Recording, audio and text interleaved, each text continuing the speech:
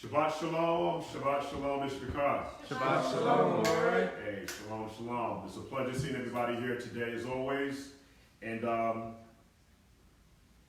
we're going to be continuing in final Hakaye, the life of Sarah, Parsha 5, part 3. And the half-Torah portion that's associated with the life of Sarah is 1 Kings, the first chapter, verses 1 through 3. Okay, 1 Kings, the first chapter, verses 1 through 3. Again, it's a pleasure seeing everybody here today as always, coming together in the Father set-apart name to come into one consent, understand what the Yashra'al is all about, and just showing our grace, love, mercy, and understanding towards the Father. With that being said, anybody have any testimonies you would like to share? How the Father's been blessing them, esteeming them, showing them better ways on how to communicate with them. Anybody have any testimonies? All right, hallelujah. I just want to give thanks to the Father for just bringing me through another week. Okay, Bringing me hallelujah. to another Shabbat. Exactly. We don't take anything for granted. Hallelujah. Okay, Mr. Kyle, what we're going to do is blow the shofar 7 times, facing the east, and we'll have, let's do a bod to bring us in with prayer, and we'll go ahead with today's lesson.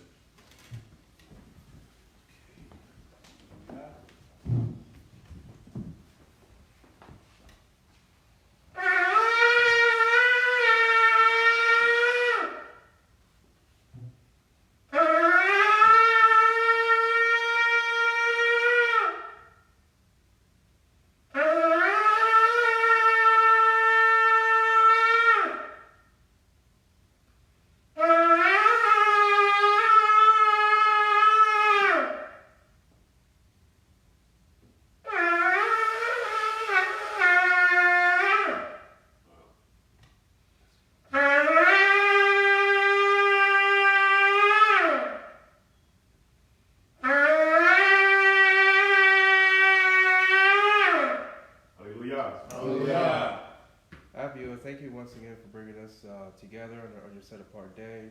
We ask that you bless this day, bless this lesson, keep our minds and hearts open to this lesson.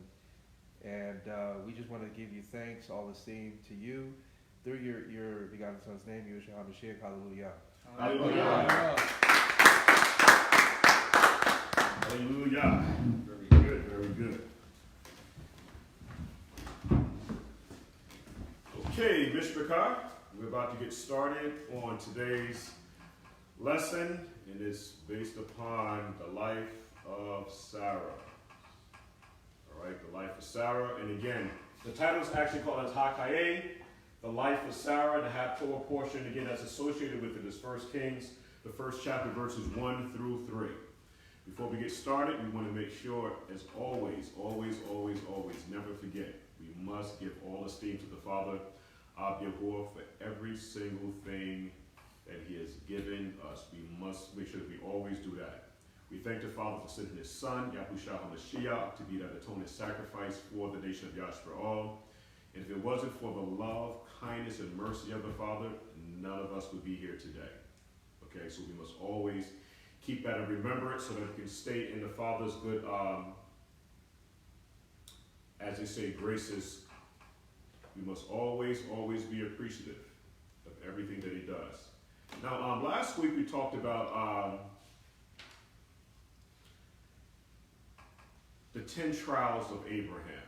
Okay, some say there were 12. Okay, we're going to stick with just the 10 because I made mention of the 10.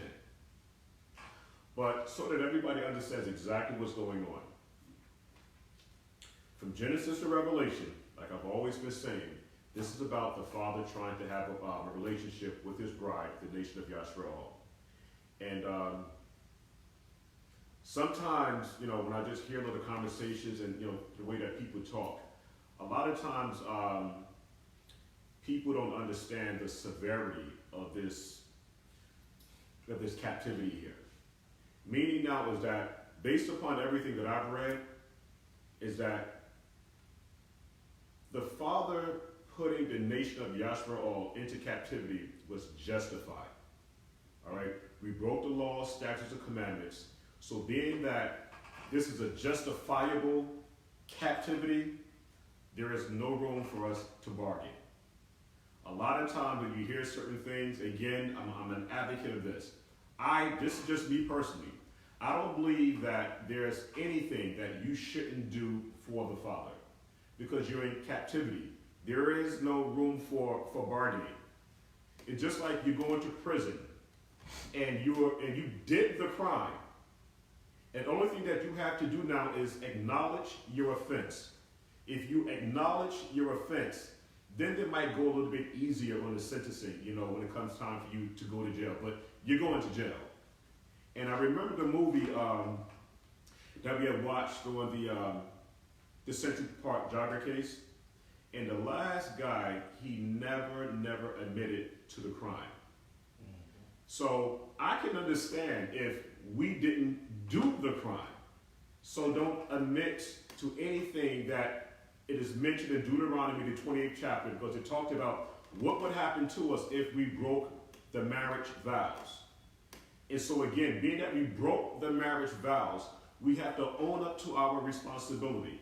The Father sent his Son again to die for the nation of Yashra'al because the bride is guilty. And she is still guilty to this very day. This is the reason why we are rehearsing the righteous acts. And being that we are in the offense, again, there should be nothing that you shouldn't do for the Father. You're guilty, all of us. There is no room for bargaining at all. Because if it wasn't for our forefathers, and especially the Mashiach, who gave his life for the nation of Yashra'al, again, none of us would be here today. And I sometimes pray that everybody at some point lets that marinate in. Because last week we went to the book of, Lamentations. For me, the book of Lamentations is a very, very powerful book. Because it gives you a time to reflect. And a lot of times we don't reflect. The book of Lamentations, especially the second verse, takes about maybe 15 at the most minutes to read. And I think that's pushing it. Okay, there's only a couple of verses, maybe about 30 verses. And if you read that particular verse, what it does for me, if you read that chapter, and then sat back without the TV on, without the radio on, and you just let that marinate inside of your core, you shouldn't come out at the end of 30 minutes saying, listen, you know what? I have a job to do. I really, really have a job to do. And in ending, I want each and everybody here today to look at your own personal selves, all right? Because none of us are, some of us that have children. But the Father called out my brother, my sister, he called all of us out of all of our families. He didn't call your whole family out. So being that the Father called you out, what example are you going to now show towards the Father and to the rest of the world? Because he didn't have to choose you, but he chose you. But being that he chose you now, what is it now that you're going to do to leave that mark for the next generation, if this thing continues to another generation? What are you going to do now, leaving your mark so that the next person now can grow based upon what they heard from you? What legacy are you going to leave? There's a reason why he called you. All right, okay, let's go to the book of, because all of this now is centered around what's going on with Abraham and his Isha, but we're talking about the life of Sarah. If someone can go to the book of Psalms, the 14th chapter, verse 2, let's go with our good brother here, Jacob James. Let's go to the book of Psalms 14 and 2.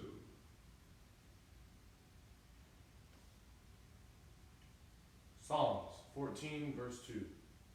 You will look down from heaven upon the children of men, to see if there were any that did understand, and seek Yahuwah thy Elohim. Right, to seek Yahuwah your Elohim. We are in the transgression. The Father, sent his Son, Yahushua HaMashiach, to be that atoning sacrifice for the nation of Yashra'al. There was a marriage at Mount Sinai. The nation of Israel, collectively as a people, we broke those laws. And so the Father now is seeking now those who will follow his instructions that we broke back at Mount Sinai. We should all understand that since our forefather, Adam and his Isha, Kaur, or Eve, since that time that they were excommunicated from the garden, we have been in captivity ever since. Ever since. They were kicked out of the garden, and they always prayed now to get back into good relations with the Father. And this is what we must always do for the rest of our lives, is to be submissive to the Father according to Torah. And be submissive to one another in Torah. And this is what Sarah's life was all about. She was always obedient, okay, to Torah because her husband was following Torah. Let's go to one more. Let's go to 1 Chronicles, the 16th chapter, verse 11.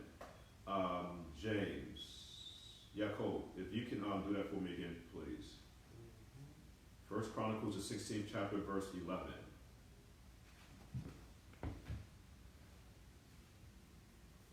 Chapter 16? Chapter 16, verse 11. 1 Chronicles 16:11.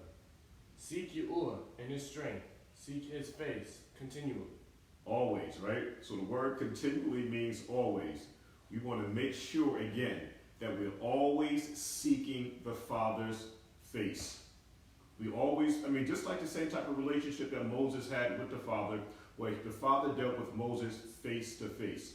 And we should all be in that same mindset where we always want to be in the face or in the presence of the Father.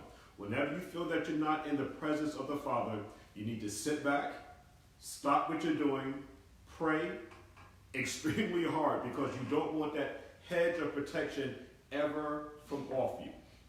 You don't want that. Always seek the Father's face continually. All right.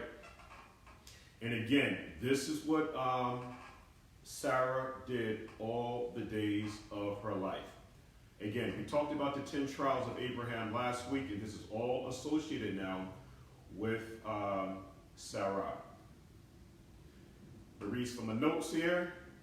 Just pay attention, because we got some things we got to talk about. One of the first tests that Abraham had was the rejection now of the idols worshipped by his father. If you go through some of the Midrash, but if you read the Midrash, right, make sure that you read it with understanding, okay, because not everything in the Midrash is correct. The Midrash relates that Abraham's father sold idols for a living in the city of Haran. When Abram was a young child, however, he realized that idol worship was foolishness. One day he asked to watch the store. Abraham asked to watch the store. Abraham took a hammer and smashed all of his father's idols, except for the largest one. His father came home and demanded or asked him what happened.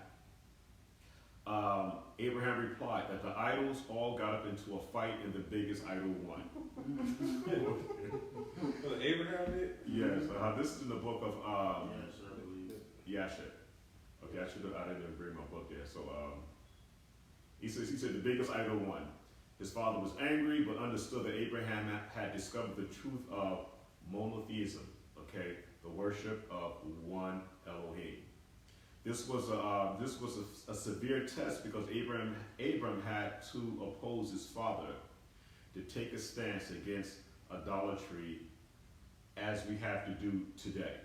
Are we now, okay, going to stand up, okay, and not participate in a lot of the holidays, okay, that our parents and friends are participating in? So it's going to take a sacrifice. We see that Abraham had to endure or overcome a test. And every single last one of us, at some point in our life, like I always say, you're going to have to make a decision. All right? The second one was there was a persecution by Nimrod. Jewish tradition, again, we get back to the Midrash, they have that Noah gave Nimrod the skins which Elohim clothed Adam and Eve when they were excommunicated from the garden. And they say that these gave him power over all the animals of the world, since this is how Nimrod became a mighty hunter, and convinced the ancient Babylonians that he was an Elohim. Nimrod then organized the construction of the Tower of Babel. And it said that it was either to make war against the gods or the Elohims of heaven, or just to make sure that there was never a flood that would destroy all of mankind again. But anyway, he appointed himself king. He was the reigning king during Abraham's day, or Abram's day. When Nimrod heard that Abram refused to worship him, he arrested him and threw him into a fiery furnace for 3 days. Abraham survived the ordeal, but when his brother Haran was likewise tested, he burned alive. And Haran succeeded. He had a son by the name of Lot. So I just wanted to see, this is the second test that Abraham had to go through, and obviously we see that he passed that test. Abraham was asked to leave his homeland. Abraham heard the set-apart voice commanding him to depart from his homeland and travel to an unknown place, which is in Genesis, the 12th chapter, verse 1. This was an act of surrendering to the unknown. How many of us can do that? Now remember, Abraham had a wife during all of this.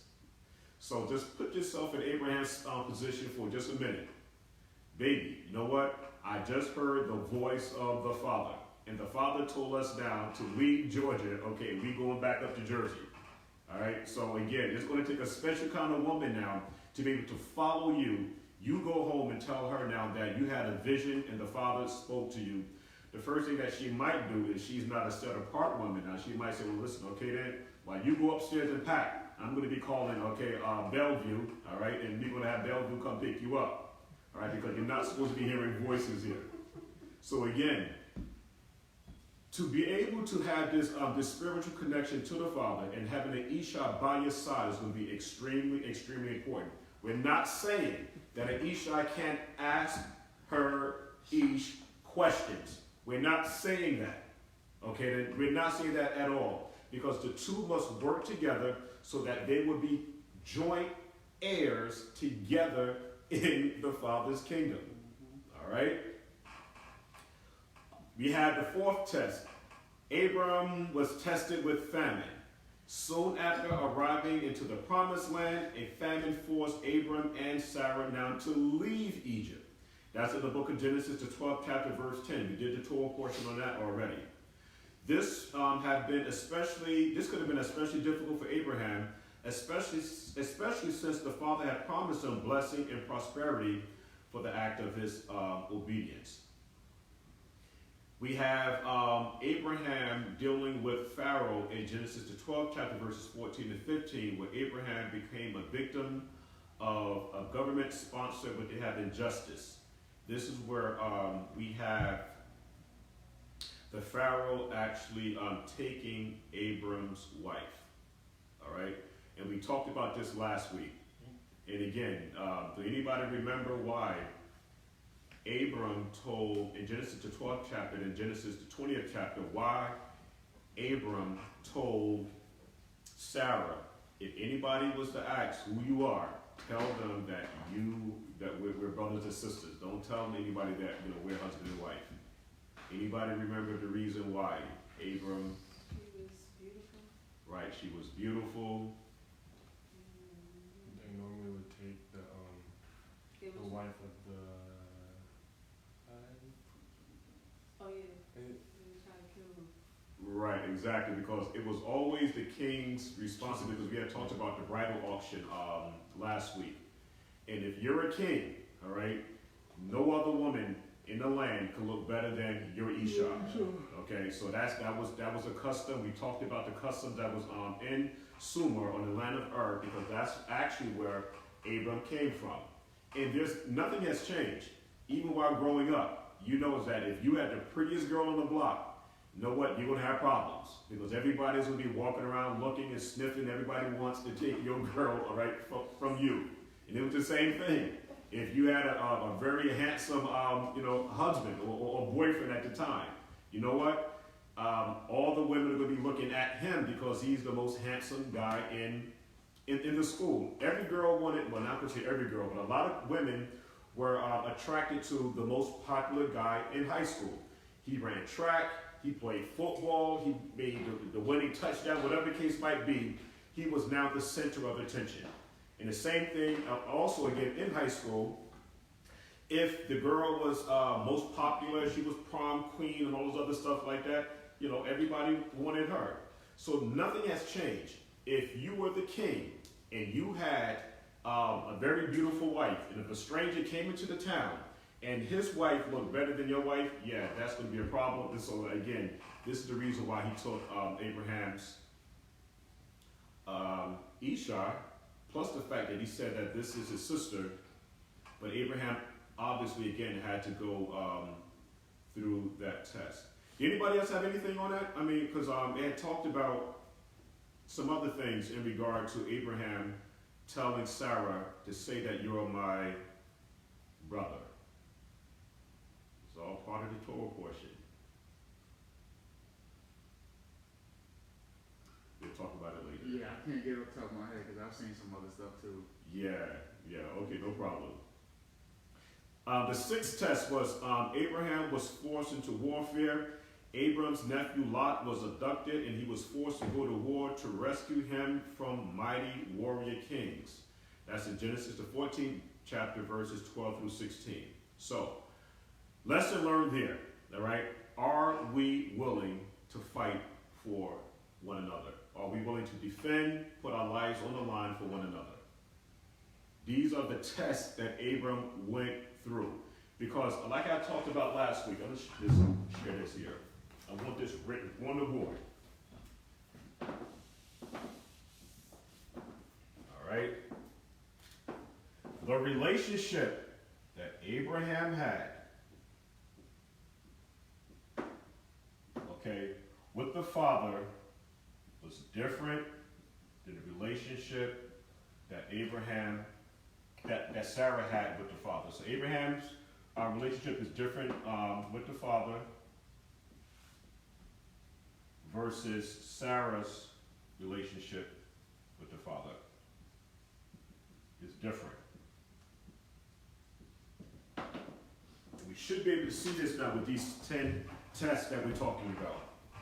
I'm going to need some feedback here. We see now the seventh test is that Abraham was made party to the covenant between the pieces in Genesis the 15th chapter, where he experienced a dreadful vision of his descendants being subjugated for 400 years. We then have, at the age of 99, we see that another covenant was made with Abraham when he was circumcised at the age of 99. And then we have another problem that was going on in Abraham's life was the infertility of Sarah and his nephew Lot's ingratitude, which can actually be two. So we have the infertility in his life and the ingratitude of his nephew Lot. And then the ultimate sacrifice. Okay, the ultimate sacrifice. I'm going to write this down here. It's called the Acadia, or Akeda, spelled A-K-E-D-A-H,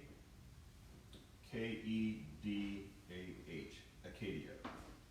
And this now was the ultimate test where Abraham now had to bind. So this word Acadia means to bind. We get into that whole portion a little bit later. So everything that we see Abraham going through, he had to. He was tested, and so at the end, when he's now binding Isaac, everything that we talked about now should be a reflection on how everything that's going on in our lives now, we have to bind it all together now, and make it now for the ultimate sacrifice for the Father.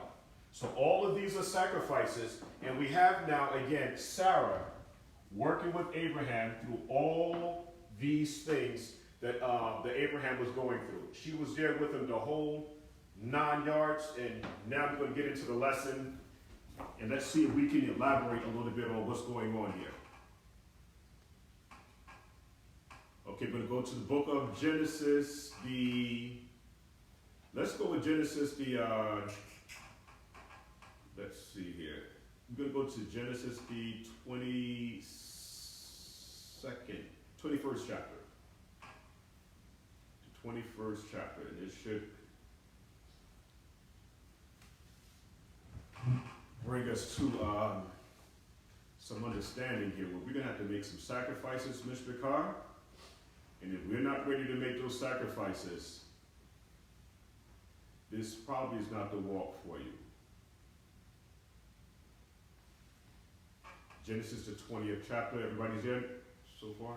We all good? The 20th or the 21st? Let's do the 21st. You're right. Let's do the 21st.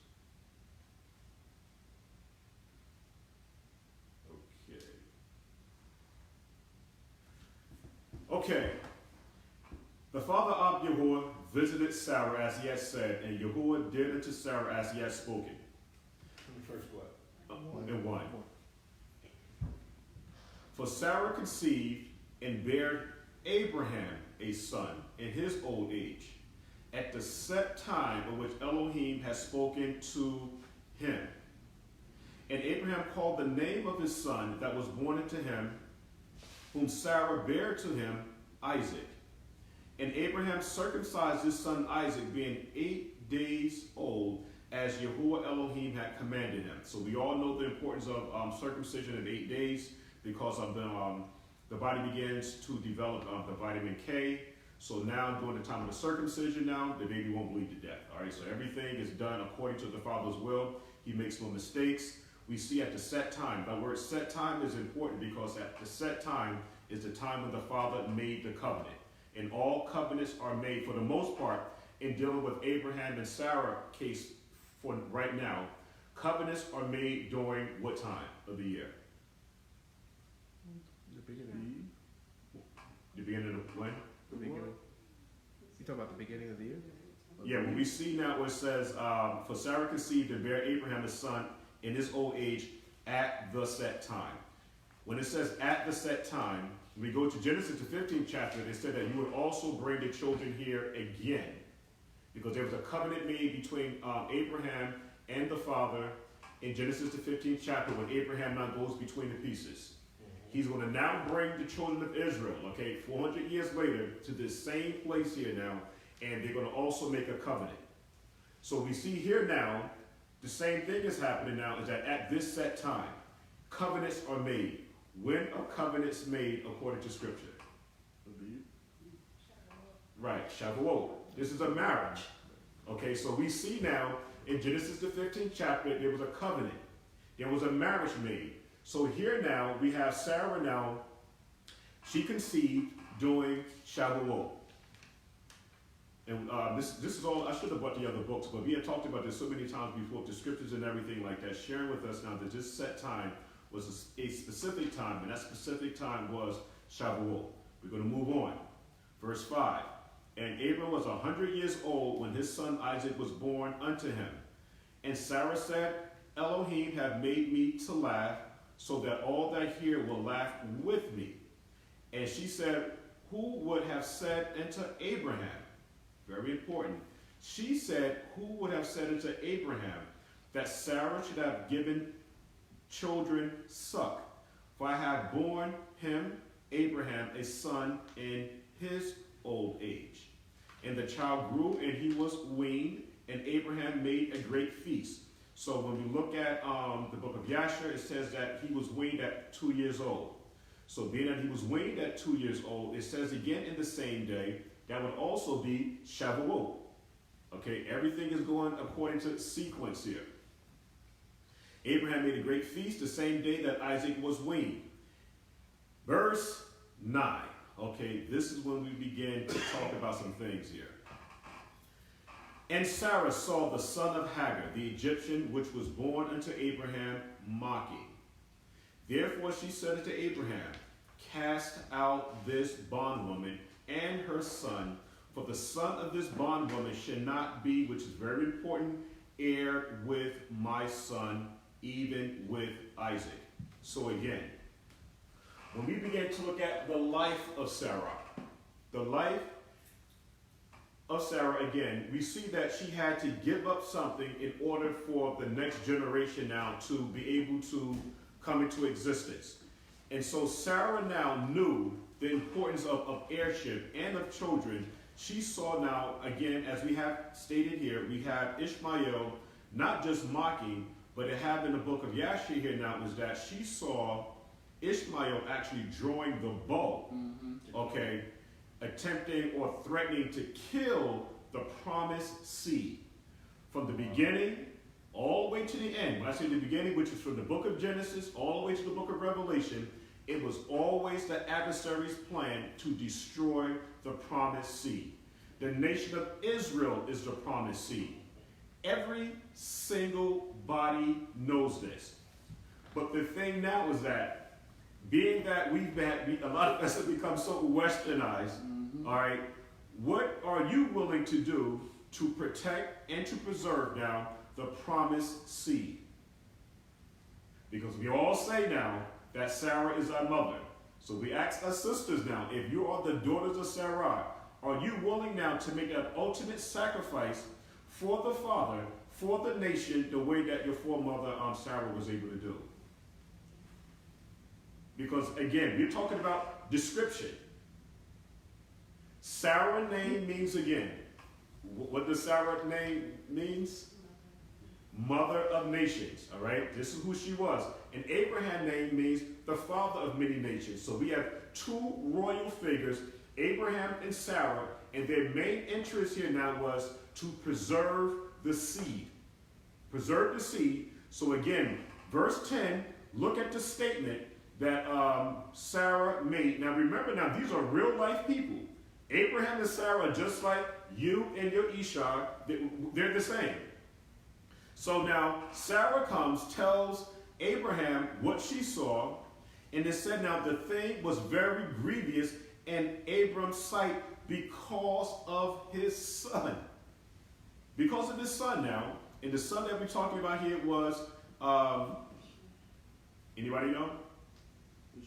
Ishmael. Okay, just make sure everybody's following along here. And Elohim said unto Abraham, let it not be grievous in thy sight because of the lad, and because of the bondwoman, and all that Sarah hath said unto thee, hearken unto Sarah's voice. For in Isaac shall thy seed be called. So when we look at verses 10 to 12, heirship again is very, very important. Very important. You cannot have two royal figures living in the same house. Somebody has to go. Somebody has to go. And so until Isaac was born, the promise would have gone down to Ishmael. And so again, understanding Sumerian history a little bit, the land of Ur, when we begin to look at succession and how succession works, if there is no seed being produced inside of the house, we now have the man now going into his concubine. And if that concubine's woman now was to actually have children, that child now can become the rightful heir. But we see now, if the main wife now, okay, the princess, because the word Sarah also means princess now, when the princess now, or the head woman becomes pregnant now, this now puts the household in a situation where now the first wife, or the wife now, her child becomes the rightful heir, because Abraham and Sarah, they were related this way. They had the same fathers, but different mothers. All right, so just want to make sure that's clear. And Elohim said unto Abraham again, let it not be grievous in thy sight because of the lad, and because of thy bondwoman, and all that Sarah hath said unto thee, hearken unto Sarah's voice, for in Isaac shall thy seed be called. And also of the son of the bondwoman will I make a nation, because Ishmael is your seed. All right? So seed, again, is very, very important. Remember, these are real life people. Real life people. And just like I made mention last week, I mean, we're not saying that couples don't have squabbles, fights, and things of that sort and everything like that. But we always make sure that Torah comes first. So just put yourself in this situation. What was going on here? Abraham and Sarah, I mean, again, it doesn't say this, but again, just realistically thinking, you know what, well, I'm not going to put her out because you know what, she's been in the house for X amount of years and we have a son together and everything like that. And so just knowing the fact that the father had to step in and speak to Abraham, Abraham was not willing to put away Hagar and Ishmael. Was it? But we see now how the two must work together when the father said, listen to your voice, the voice of your wife Sarah, and no, they can't live in the same house together. He has to go. So we see again now the relationship that Abraham and Sarah have now. It has to be a relationship where they're following Torah, and we see that the father's not saying, listen, you know what, we're not going to deal with Sarah. She's just a woman. Don't listen to anything that she has to say. The father clearly says, listen to the voice of your Isha, Sarah, and the bondwoman and the son, your son, they have to go. It will not be heir with, you see, in the future with the 12 tribes of Israel. So let me ask you a question. This might be a little off subject, Mm-hmm. but so in the event, you see these brothers that get these different Ishas, they're really only supposed to be taken on, let's say, a concubine or a Isha if they're trying to get another heir because the first one couldn't. Exactly. So now, in the event, I mean, but a lot of these guys are not doing that. No. So the only reason why to take on another Isha or another I guess concubine, I don't know if that's still available today, would be because of a heir. You don't have an heir, you need an heir. That's the way that our forefathers did it. I mean, wow. and whenever you bring another party to the house, it has to be for the benefit of what? Yeah, I mean, how is this person not going to be a benefit to the house? Mm-hmm. And what a lot of people are not teaching now, when a lot of our forefathers had second Ishas, is that the first Isha was involved in bringing the second woman into the house. Right. Because you might see, just as a lot of us men do, the physical or the outer appearance. But it's the woman now who would actually, what was that? We can't say that. So again, it was usually now the woman now who was able to watch and see what actually was going on inside of the woman. Mm-hmm. And so both parties now were very active now in bringing in the second Isha or the concubine. And against popular belief now, a concubine was not a bed wench. Okay, that's not who she was. And so again, we just want to make sure that we keep everything in its proper perspective now when we're looking at the Hebrew scriptures. Another thing now that the Midrash and a lot of Jewish teachers teach is that if the Isha is not able to conceive within 7 years, that you can give her a bill of divorce. The perfect example now that we see with Abraham is that Abraham was with this Isha now for about maybe, it was over 15 years at least over 15 years, and he never put away his Isha. I mean, that's again, we don't put these type of burdens on our Ishas or on family members or anything like that. We just want to keep everything, again, Hebraic. Mm-hmm. Keep it Hebraic. So that's not what we were doing. We were not putting our Ishas aside because she was not able to conceive.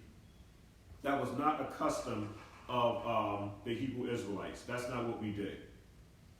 So again, seed is important. Understanding all the things that Sarah has done to make sure that the promised seed continued, and looking at now Sarah's relationship with Abraham as he's going through all of this stuff. The father keeps talking to Abraham. So he now has to go to his Isha, who's supposed to be your best friend. He goes to his Isha, and he's always telling this Isha, listen, the father told me to do this. The father told me to do that. And she follows along, okay? And again, she did have questions, but it was enough for her because she saw his dedication where his Isha followed him. All right. So again, verse 14, and Abraham rose up early in the morning and took bread and a bottle of water and gave it into Hagar, putting it on her shoulder and the child, and sent her way. And she departed and wandered in the wilderness of Beersheba. The word Beersheba is very important because the word Beersheba is the Strong's number 08884. And the word that we have there is a well of the sevenfold oath. Very important. Is the well of the sevenfold oath. And we're going to talk about that sevenfold oath in just a minute.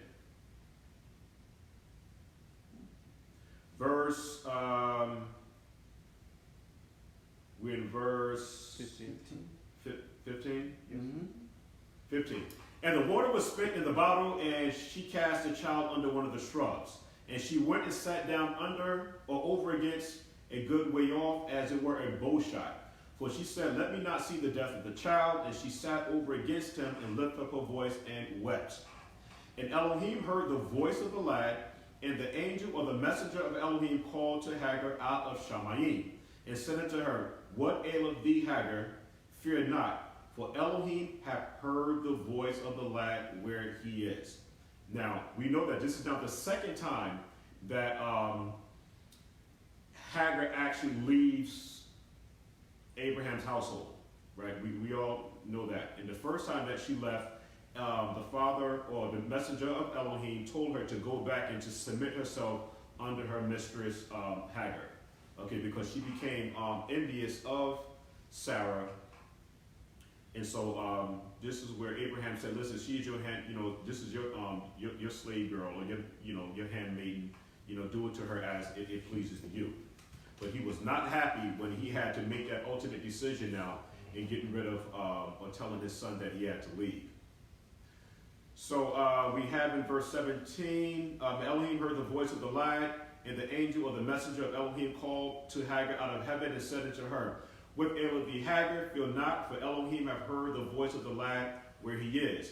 Arise, lift up the lad, and hold him in thy hand, for I will make him a great nation. Ishmael is not a little boy. Okay, the way that they show it in a lot of pictures that he's this little baby, but at this point he's anywhere between 13 and 15 years of age. And so Elohim opened her eyes, and she saw a well of water, and she went and filled the bottle with water and gave the lad to drink. Elohim was with the lad, and he grew and dwelt in the wilderness, and he became an archer, the same as Esau. And these are our two main components today, Esau and Ishmael. And he dwelt in the wilderness of Paran, and his mother took him a wife out of the land of Egypt, from which she came. And it came to pass that Abimelech, and the word Abimelech again means my father is righteous, or I'm the messenger of my father. And Pichol, the chief captain of the host, spoke unto Abraham, saying, Elohim is with thee in all that thou doest, Abraham.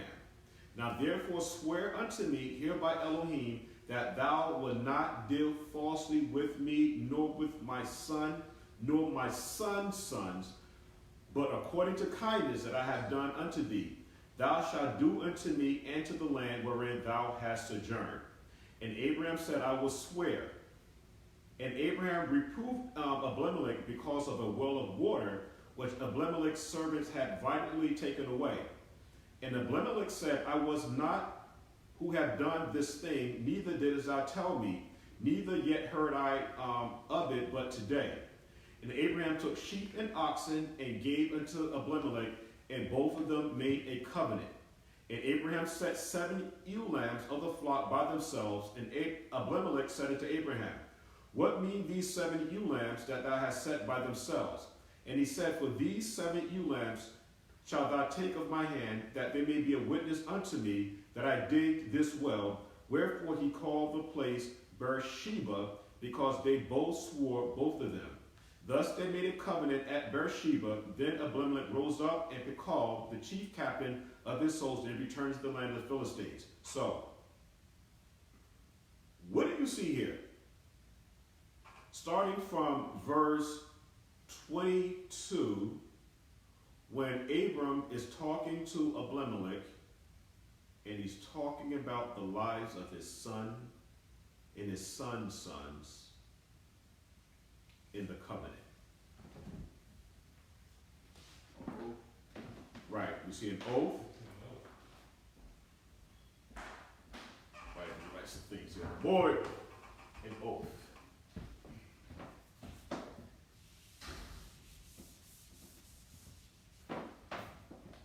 Okay, Schlock was right. Okay, we see an oath being made. A covenant being made. We see sheep. We see Abimelech, who means my or your. We have the word father, and we have the word king. He's interested about the well-being of his son and his son's sons, which still goes back into heirship. Everything is about heirship. All of it. So again, when we begin to look at Sarah, we begin to look at Abraham, we begin to look at how things started from the very beginning. It was always about heirship, and it was always about us denying ourselves for the sons and for heirship. Just like in your Esau's situation we talked about so many times before, is that in her present situation, she's going to now have to give her life for the sons. And the word son just is the Hebrew word bain, and it means family. And we know, to get more specific, the sons were the builders of the family. But that's how the lineage goes. But when we see now Sarah and all of our women do is that when they now become pregnant, what happens now is that, again, the baby begins now to take every single nutrient that it needs in order for it to survive, replenishing a lot of the vitamins and minerals that the mother might need. So this is the reason why they develop a whole lot of complications a lot of times during the pregnancy because of what the baby is doing. There's a whole lot of bleeding and all those things like that during the time of the delivery. So we must make sure, obviously, that our women are strong enough to actually have children, but we must also remember now that she's giving her life on behalf of her husband, as Abraham did, and she did this at a very late age, but this was all for now the continuation of the heirship or the seed. And we see that Abimelech was doing the same thing. So we begin to look at the life of Sarah. The word life is kaye. Our very existence is supposed to be dedicating ourselves towards one another, making that ultimate sacrifice the same way that the Mashiach made that ultimate sacrifice. If any of us is not willing to make that ultimate sacrifice for the Father, again, this walk is not for you. This walk is extremely, extremely, extremely serious. We're going to go down to one more. We're going to go to the next chapter, and we're going to read that one, and then from there we'll take up if there's any questions. Now, remember, Abraham and Sarah are real people. We now have the ultimate sacrifice where Abraham is not having a conversation with Sarah at all. Because imagine now Sarah having a son in her late years. Okay, I mean, she's past childbearing years. The Father blesses her now to have a child, and now we have verse 1 coming into play. How do you tell your Esau this? And it came to pass after these things that Elohim did tempt or test Abraham and said unto him, Abraham. And he said, behold, here I am. And he said, take now thy son, thine only son, whom thou lovest, and get thee into the land of Moreh, and offer him there for a burnt offering upon one of the mountains which I would tell of thee. Why in verse 2 is the father saying, or having a conversation with Abraham to take his only son when he has another son, Ishmael? Because that is the son of the promise. Right. The son mentioned his only son. Hallelujah. That is the son of the promise. And what made him the son of the promise? Him being born of the woman, him being born of Sarah. Right. These two individuals They are wrote in the covenant. right, exactly. Because we have now Abram's name being changed to Abraham, Sarai's name being changed to Sarah. So these two royal figures, it was very important for them now to come together and bring forth a child, because he's now a royal child versus Hagar, which is a concubine. So the concubine status now does not supersede now the royal status, and the royal status is queen. So this would have made Sarah now a queen. But again, what's interesting with verse 2 is that Abraham now is about to go through the ultimate test, the same way that Job had to go through his ultimate test. And what's interesting now with Sarah versus Job's wife is that when things began to hit the fan, all right, Job's wife told him, listen, you know what, curse the Most High and die. Mm-hmm. You know, and so those were some real bold statements. So if you had to put that in today's terminology, okay, the way that we talk, listen, you know what? We done lost the house. We lost our cars. We lost property. We have nothing. And you still going to call yourself now following the Father, the Most High? Curse the Most High, you nigger, and die. Mm-hmm. If you had to put it in layman's terms, I would no longer be following you anymore. I'm not going to follow you anymore. I'm gonna go get me a white man. Yeah, I mean, this is what's happening. Our people get so entangled in worldly possessions and things like that, not understanding that every single day you're going to go through a test. Mm-hmm. And whether or not you're going to pass that test is going to be very, very important, because the scripture says, he that endureth unto the end shall be saved. And just to think about it now, we have Abraham being tested all his life, but a lot of us can't even endure 7 hours of testing, a week of testing. But Abraham and Sarah now endured a lifetime of testing for us to be here today. So we have to say to ourselves now, the men would have to say, do you want a wife like Sarah? Or, let's be realistic with the thing here now, okay? These are real life people. Or do you want a wife like Adam, Eve? Because those two are back and forth pointing at their fingers at one another. He said this, she said this. So it was always that bickering. And so the being that nobody was able, in an Adam and Eve situation, was able to woman up a man up to their responsibilities, both of them were kicked out of the garden. Mm-hmm. All right? So again, this is all about sacrificing. People have problems with David.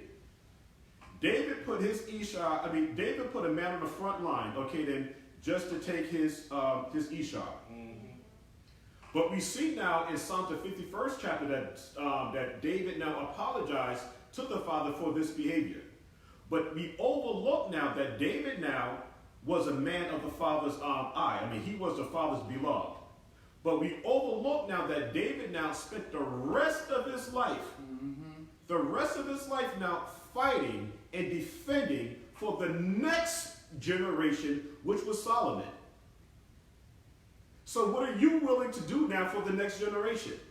Because during this reign of Solomon, Israel had no wars during that time.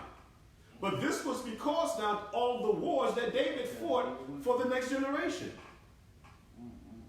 What are you willing to do for the next generation? The Mashiach died for the next generation because his main concern was heirship, so that you can have. What are you willing to do for the next generation? Wow. And a lot of times what our people do is say, listen, you know what? I'm not going to do it. I'm not going to do it. So, it's going to be up to every single individual, because again, you're going to be tested. And again, I'm not telling anybody to go out and get third and fourth and fifth Esau. That's not what I'm doing. What I am saying is that there is something that every single last one of us, at some point in this walk, so that the Father can know that you're sincere about this walk, you're going to have to make an ultimate decision one day. And Abraham had to make that decision where he had to now sacrifice, or was tempted now, or tested now, to give up his own son.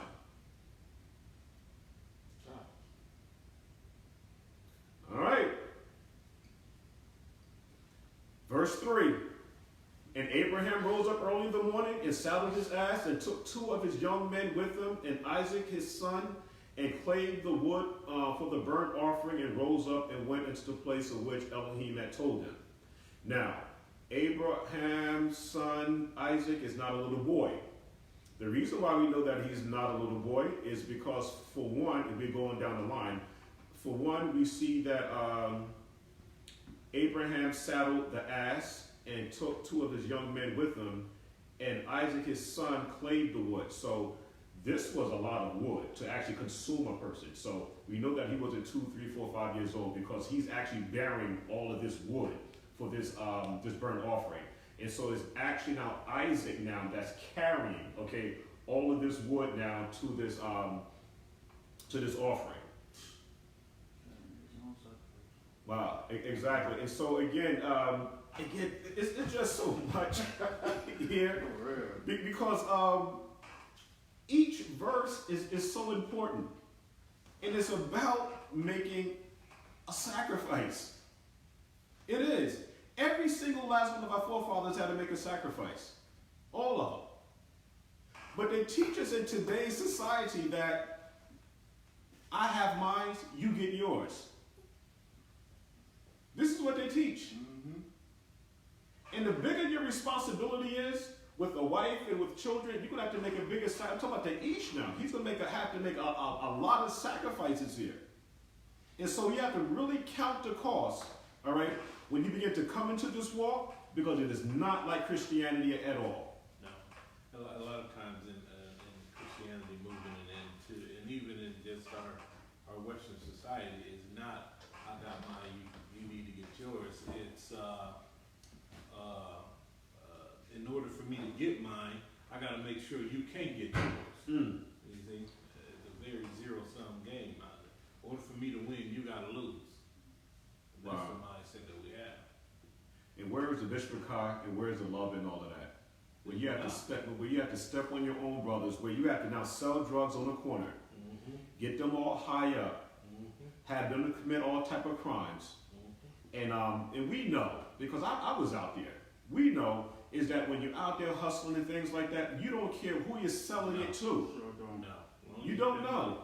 There's been times where I've seen guys sell drugs to pregnant women not knowing, or they should have known now, what that can do to the baby. How this is now destroying the next generation. Now we know who the adversary is, because the adversary from the very beginning was always trying to crush the head of the righteous one. Always. And he has taught us now to hate ourselves, so the children that we bear, a lot of us, guess what we do? We abort them. Yes. Oh, man. We abort them. But this was again taught by the adversary. But you call yourselves daughters and sons of Abraham and Sarah. This is the reason why I wanted us to pay very close attention to today's lesson, the life of Sarah. You must dedicate your life to Torah.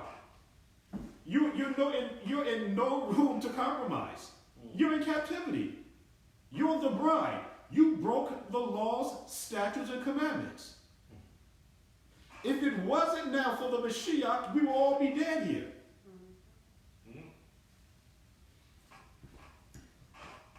I mean, ask yourself, all of the mercy, the love, and the compassion that the Father has showed towards you, what else do you want the Father to do?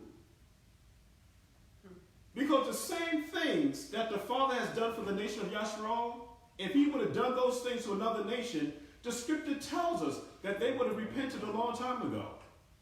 But not Israel. Jeez. A stiff-hearted, stubborn people. The ox knoweth his master, The ass is master's crib, but Israel we don't even consider.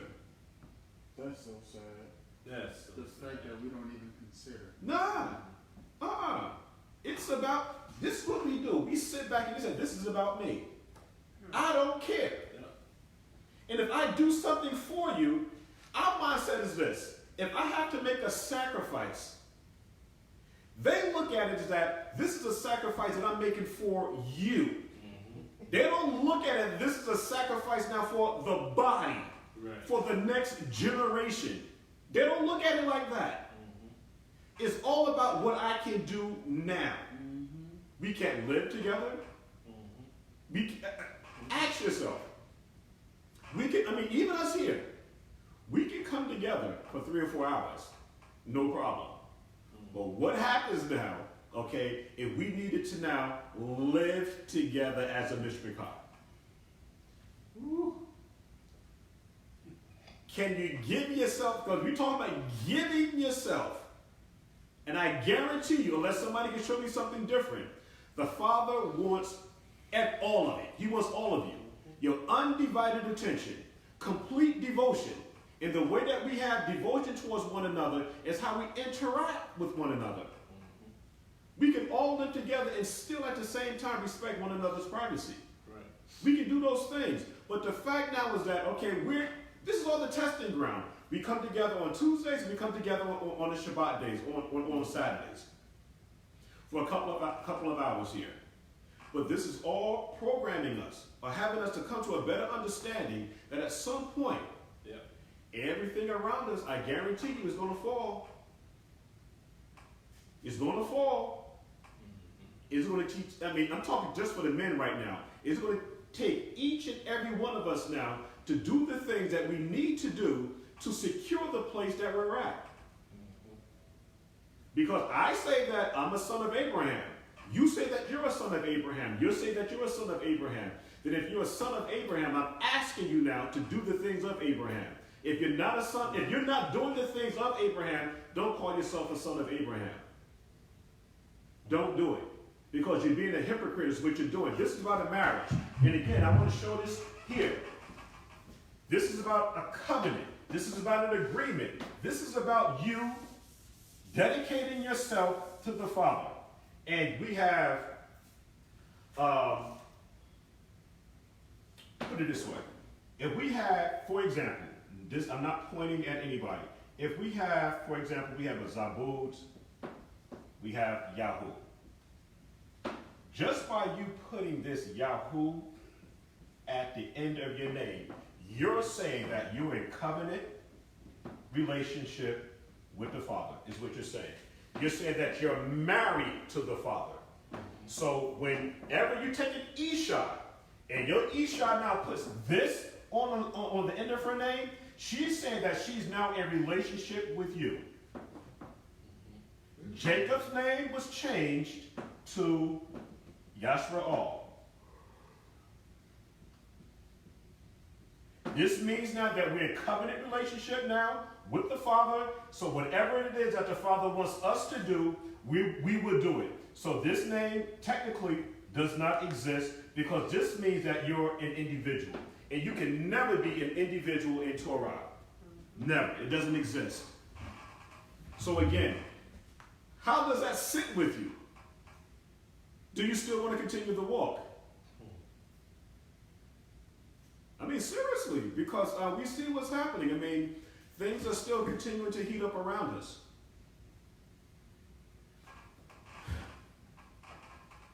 I just really, really pray that we can all come to this understanding. And again, not everybody's willing to make that sacrifice. I'm praying that everybody can really see what's going on with Sarah and Abraham, because these are two very important foundation builders in this walk. All right, let me just read on. Then on the third day, Abraham lifted up his eyes and saw the place afar off. And Abraham said unto the young men, or his young men, abide you here with the ass. And I and the lad will go yonder and worship and come again to you. And Abraham took the wood of the burnt offering and laid it upon Isaac his son. And he took the fire in his hand and a knife, and they went both of them together. And Isaac spoke unto Abram and said, my father. And he said, here I am, my son. And he said, behold, the fire and the wood, but where is the lamb? Verse 22 and 7 is so important. Abraham being the father, and then we have the literal father.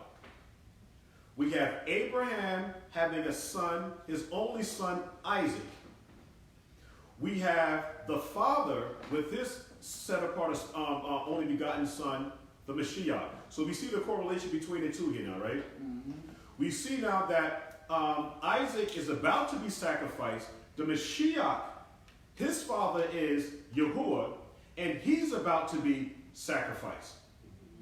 And both of these individuals now, their main goal is not about them. It's about what sacrifices now am I going to now make for the next generation. And it's always about that. And the funny thing about it is that the adversary, they know all about leaving inheritance now, for the next generation. Mm-hmm. And this is the reason why their seed continues. Mm-hmm. Their lifeline continues. Because they're willing to make that sacrifice. The Bilderbergs, the Rothschilds, all these big time names here, is because somebody hundreds of years ago was willing to now make that sacrifice. What sacrifice are you willing to make now for the next generation? If our forefathers would have come together in one accord and made that ultimate sacrifice in submitting to the Father, let's say 400 or 500 years ago, we would have been delivered out of here a long time ago. Right, yeah. But that generation didn't make the sacrifice. When the Mashiach came, they did not know or understand the time of their redemption. And being that we didn't understand the time of our redemption during his first coming, he said, I'm going to lay Jerusalem down even with the ground. I'm going to kill you.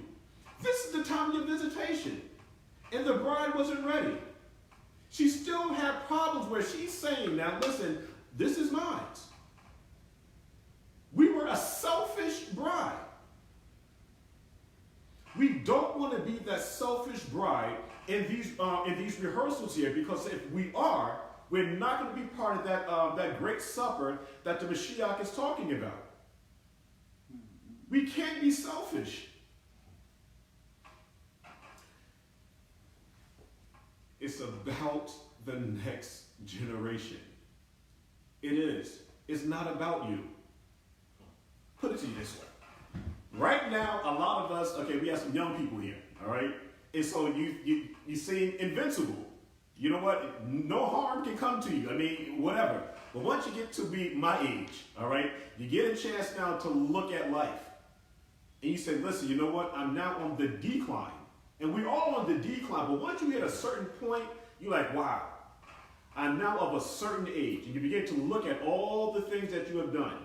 And you say to yourself now, wow, what did I leave now for the next generation?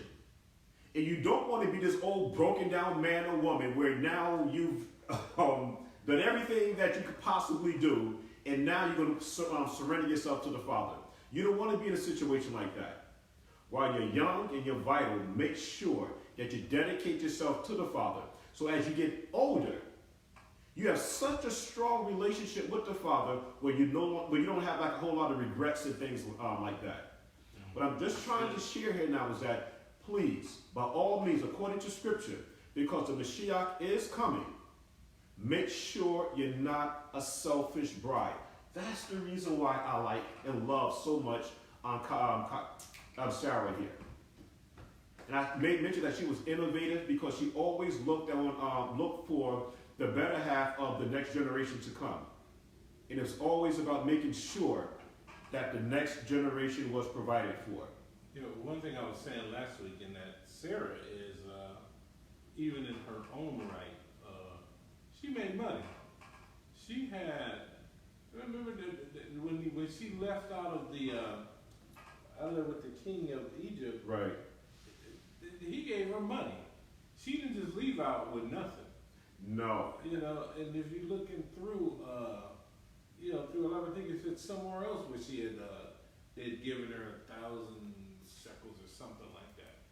So I mean, she did things in her own right. She was a bad girl. She wasn't just sitting around waiting for Abraham just to do whatever, you know. Right, exactly. They were both. They were definitely rich and everything like that. And so even when we begin to look at Kasadabah, not saying that she didn't have her own. I'm not saying that. Right. But collectively, when we begin to look at where Abraham came from and how the father's operating, is that all of the money went to a household. Right. And the governing body was always that Ish.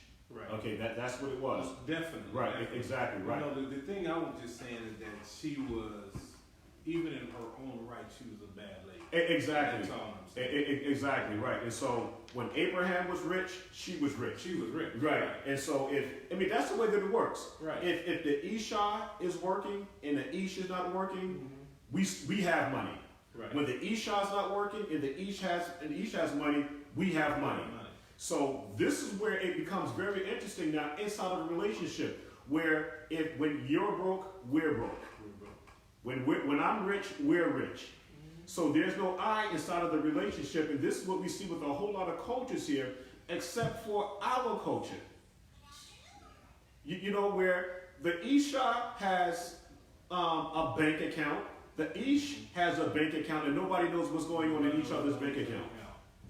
Mama always told me to keep a little bit to the side. Yeah, exactly. And we do understand. Now, okay, if you find yourself inside of a relationship where the Ish is beating you up and knocking your teeth out your mouth and things like that, I would tell any woman, listen, you know what? You better get out of here. Yeah, go. Okay, I would tell you that first and foremost, because you know what? The next time that he hits you, you know what? You might not get up. All right? So you always try to make it your business, whatever you need to do to get out of an uncomfortable situation. But you cannot call yourself in Torah. If you're saying that you're in Torah, he's saying that he's in Torah, there's no such thing as a secret stash, because there was consequences that we see before. Right. Bring all your monies to the table. All right? Did you bring all your monies to the table? Yes, I did. Well, listen. When it was yours, it was yours. No problem. Just be honest with me. Listen, I kept back 30%. But you told me that you gave all. Right. So being that you lied to the set apart spirit, pallbearers are at the door ready to be buried. Right about it. Drop dead. Yeah. You see, so again. So you better give me all you got. Put it out. But you know, it's just about commitment. You know, it's about commitment and everybody looking at, for the other's behalf. You know, am I my brother's keeper? Yes, you know, I'll tell you something else about that, is that when a lot of times the East passed and the Esau was still living. Mm-hmm. Okay, inheritance that went down to the heir. Mm-hmm. That heir took care of his mama. See how everybody was? See that today. Exactly. You know, now it's about me, myself, and I. Exactly. You know? Exactly. And this is the reason why we see how important it was, and women, it went through a whole lot of extremes, okay, to have children and things like that. But the woman, she was always protected, by the son. By the son. Exactly. But if they didn't have any children, the wife, she became the heir, and we see that a lot of times in scripture where the woman, she became the heir if there were no brothers or she didn't have any children. And so in a Torah relationship, these are some of the things that you have to look into, all right, to make sure that if something was to happen to you, that there would be an inheritance. So listen,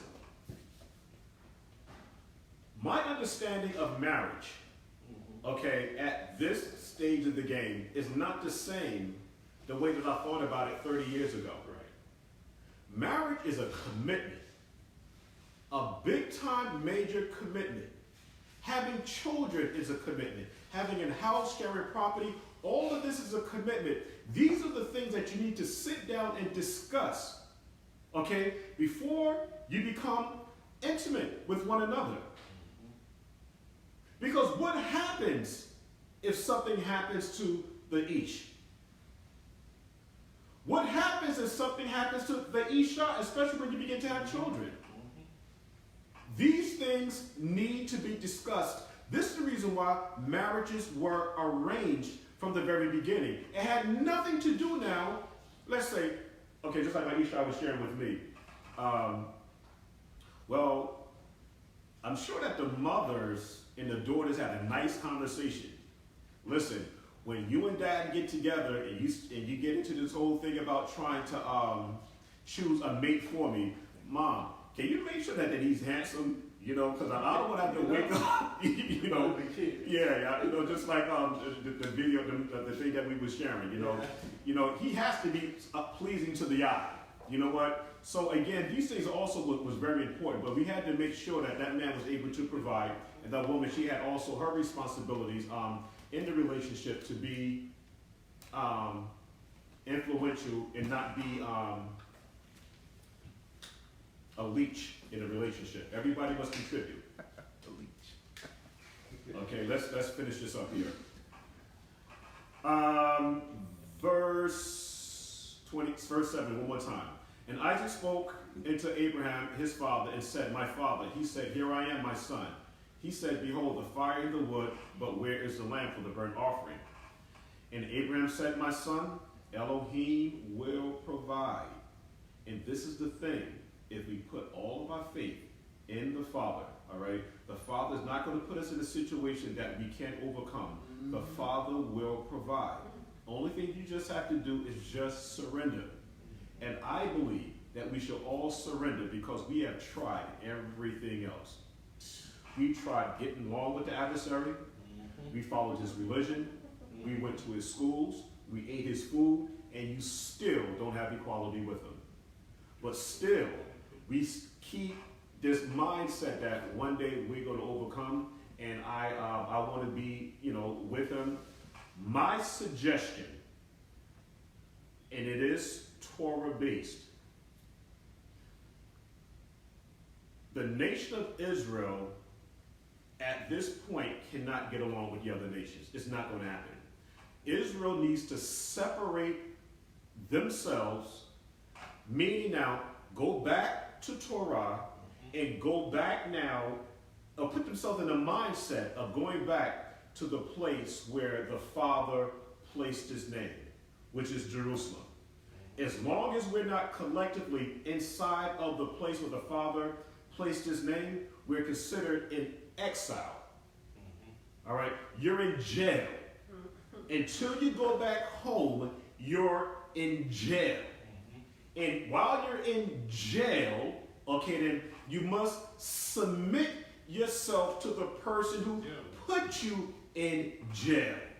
You can't compromise and say, I'll do this and I'll do that, but the other things I'm not going to do. It doesn't work like that. In order to become a virgin, pure, unadulterated, you must submit to all of the Torah. All of it.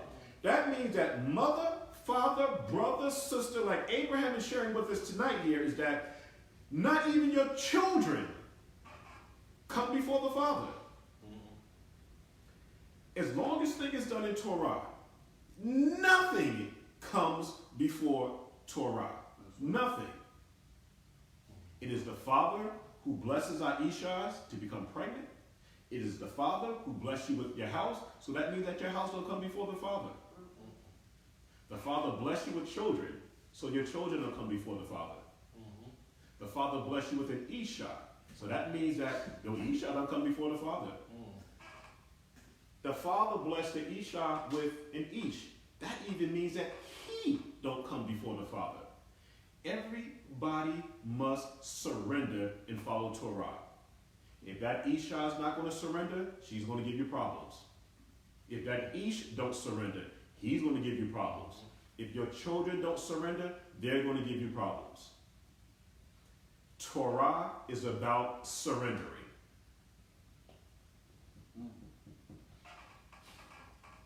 I share a personal ordeal that I had to go through, and I was sharing with my Isha last night. June the 6th was the last day I had worked, and I was out of work for 6 weeks. And so I asked myself, I said, why did the Father put me in such a situation where 6 weeks without work? But at the same time, I'm still able to keep gas in the car, make the car payments, mortgage, all these things still was able to do. But there was something else that the father's trying to relate to me, and I was sharing with my Esau, that you know what, I gotta try harder. Whenever the father takes something from you or removes you from something, he's trying to get your attention. Trying to get your attention. So what you've been doing since 1992, there's still something else that I want you to do. Every single time I see in scripture where the father has you in a certain position and he now takes something away from you, there's something still that you're missing. The father dealt with, for example, Moses, all right? 40 years he spent in, let's say, he was living a nice life for 40 years. Took Moses down to nothing. Kicked out of Egypt. It took Moses another 40 years in order for the father to work with him. Listen to that. It took the father 40 years dealing with the nation of Israel in the wilderness. And Israel still wasn't ready properly to go into the promised land. 40 years. So I looked at myself, now that I'm working, okay, it took me now 6 weeks to come to the understanding what it is that the Father's actually trying to get me to understand so that I can now move on and get some shekels into the house. Mm-hmm. But some people, man, the Father bring them down and try to get their attention, and they never come to the understanding of what the Father's trying to share with them. Never. Everything that happens in your life, the Father's trying to get your attention.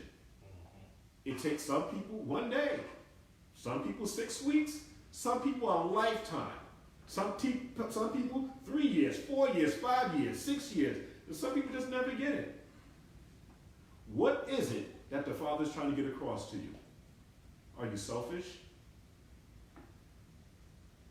Because we all say that we are the sons and daughters of Abraham, Isaac, and Jacob. And this is a test. I'll tell people all the time, let me be long-winded with this, but Mr. Kai, we need to really get this. Every single thing that happens in our life, it is a test. And what I'm just trying to share with you, don't get so attached to all the things that's around you. You know what? You got yourself a good job and everything that's fine. But remember, it's only for a season. It's all temporary. None of this is real. It's almost like a dream. What we're looking for now is an everlasting kingdom. And if you're selfish and you want to hold on to these things here, you're not going to make it to the kingdom. And this is what Abraham and Sarah is trying to share with us. Sarah dedicated her life to Torah. Abraham dedicated his life to Torah. And we must also do the same thing, dedicate our lives to Torah. That means not every single Tuesday when we get together, we read the book of Exodus, the 20th chapter. We talk about respecting one another's privacy. Don't move each other's landmarks. Okay, we don't have a whole lot of land here, but moving each other's landmarks just simply means, in today's terminology, if it's not yours, don't touch it. And we're all living in the same house here now. You know what? There's rules and regulations. Hypothetically, this is just hypothetically, all right? If we were all living here, there still has to be rules set here. This is me and my Isha's bedroom, off limits. Nobody comes to this bedroom. This is my Isha, me and my Isha's bathroom, off limits. Nobody uses that bathroom. You can use that bathroom, you can use that bathroom. There has to be order inside of the house, because if there's no order, there's going to be problems, there's going to be confusion, and guess what's going to happen? The house is going to fall apart. Everywhere you go, there has to be rules. Everywhere. So I find it strange is that, okay, Kasadabah, in order for you to get this job here, you need to do X, Y, and Z. And I have to follow those rules and regulations. But why is it now that we come together as a Mishpachah, we can't follow the rules? It's just that, it's that same mindset that we have. We we can follow all of the rules that the adversary, and he is the adversary, we can follow all of his rules, but when it comes time to follow Torah, we can't do it. Can't do it. We can dedicate ourselves to Christmas parties, Thanksgiving parties, all these things at our jobs. Participate in all these things. But ask one another, can we now be sympathetic and come together as a body here now, simple just helping out. Bringing cups, plates, things to drink, just to help out, to show your appreciation. Because you do it at work. You see what I'm saying to me? Why is it that you can't call and say that I'm not able to make it to Shabbat services? Why can't you show that courtesy, but you show all the courtesy in the world now, okay, then when it comes to your job? You give them 3-4 hours ahead of time notice that I'm not coming in. And if you want to take a vacation, you're going to give them months in advance notification that you're not going to be able to come in if it's for a long extended time or period. But one another, we don't show that. I mean, it just, we really don't have respect for one another at all. Zero. If we had to keep it real with one another. But Abraham and Sarah, though, we call themselves the progenitors or sons and daughters of these people here. It's just scary. It's all about me. And whenever, again, it becomes all about me, we're going to find ourselves in a situation like Adam and his Esau. They was in a garden. The father's garden is where they were at. And they couldn't come together where we're going to work together as a body so that we can function as a body. But both Adam and his Esau were selfish. Let's just keep it real. They were selfish. Nobody took on the responsibility for their actions. Nobody. We have Lot didn't want to take on the responsibility of his household. And he said, listen, here, take my daughters, rape my daughters, do whatever it is that you want to do with my daughters. But he being the man of the house is always supposed to put his life on the line for everybody in the house. He didn't do that. That's selfish. Let's call a spade a spade. David, he became selfish, putting another man's wife again on the front line. Yeah, I mean, it's selfish. All right, okay. It's just so much, Mr. McCall. And again, I have no problems with sharing my personal stories again. You know what? We must learn. We must learn. For me, it took 6 weeks. For others, it might take a year, 2 years, 3 years, 4 years, 5 years. But my argument is this, is that I share with my Isha all the time. I say, listen, the Father deals with me rough. And the reason why I believe, and everybody's got to speak for themselves, I believe that the Father deals with all of us rough. But a lot of people say that, well, the Father doesn't deal with me that way. And the reason why I believe that the Father deals with us rough, because we are rough people. We are stiff-necked people. And until the Father really puts his foot in your behind, we're not moving. It takes normally a catastrophe for us to move. Verse 9. Verse 8. And Abraham said, my son, Elohim will provide himself a lamb for a burnt offering. So they went both of them together. And they came to the place where Elohim had told him of. And Abraham built an altar there and laid the wood in order and bound Isaac his son, and that's the word Akedah, and his son, and laid him on the altar and the wood. And Abraham stretched forth his hand and took the knife to slay his only begotten son. He's not putting even his son before the father. He's not putting his Esau before the father. Abraham is a very, very, very rich man. Eliezer said that Abraham is a very rich man. He's very, very rich. He's not putting none of that before the father. And the messenger of Elohim called out into him out of Shamayim and said, Abraham, Abraham. He said it twice. And he said, here I am. He said, lay not thy hand upon the lad, neither do thou anything unto him, for now I know that thou fearest Elohim, seeing thou hast not withheld thy son, thy only son, from me. See, this is all we have to do. A lot of times when we find ourselves in a situation where we're giving up every single thing, the Father's not going to let you fall. He's not going to do that. You just want to see where your heart is at. In the same way that the Father tested Abram, is the same way that the Father tested Job here, because the adversary came and said, you know what, the only reason why Job loves you is because the Father, you've been supplying Job with all of his wealth. You know what? You have a big house, you have a big car, you're able to eat, 3-4 times a day, whatever that you do. You know what? I want to see what would happen now if you lose your job. You lose your car, your house, your wife. What's going to happen now? A lot of us can't do it, can't take it. All right, baby, you know what? Come on back. We can do Christmas, all right? Just keep it on the low. All right? Abraham lifted up his eyes and looked, and behold, behind him a ram caught in a thicket by his horns. And Abraham went and took the ram and offered him up for burnt offering in the stead of his son. In the next Torah portion, what we'll do is that everybody should notice now is that Mashiach was this lamb, but we have here a ram. There's a difference between a lamb and a ram. A ram is a lot older. We'll talk about that a little bit later. Let's just try to finish up. And Abraham called the name of that place Yahuwah, Yareh, as it said to this day, in the mount of Yahuwah it shall be seen.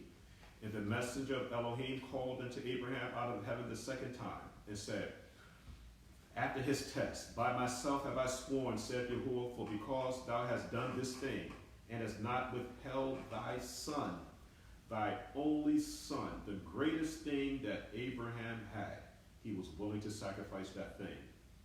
That in blessing I will bless thee. So this is his reward. All of us have a reward if we submit.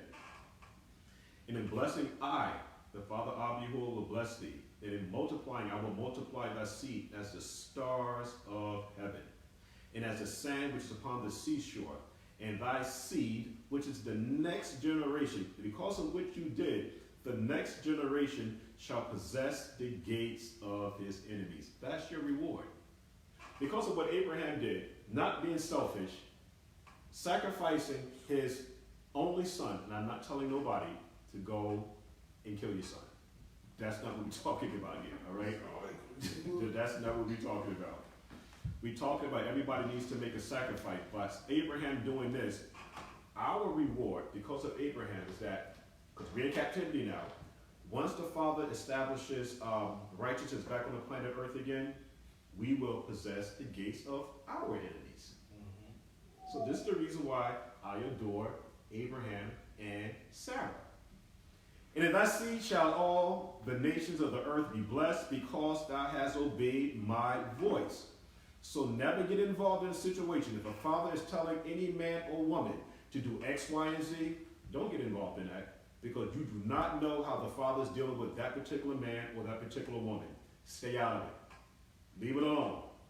Well, I wouldn't do this and I wouldn't do that. I've heard people say, listen, Abraham was stupid. I heard people say that Sarah was stupid. I would not have do this. I'm not going to do that. I wouldn't have done this.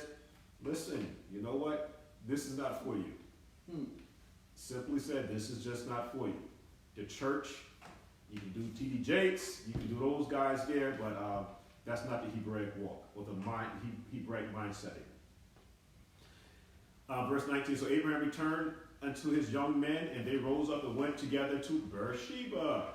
And Abraham dwelt at Beersheba, and it came to pass, this is important, that after these things, that it was told Abraham, saying, behold, Milcah. Did anybody remember who was Milcah?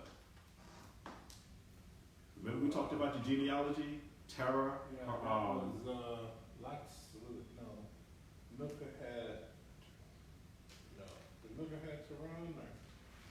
You know what? This wasn't fair. I should have just read all the 20. And it came to pass after these things that it was told Abraham, saying, behold, Milcah, she hath also borne children unto thy brother Nahor.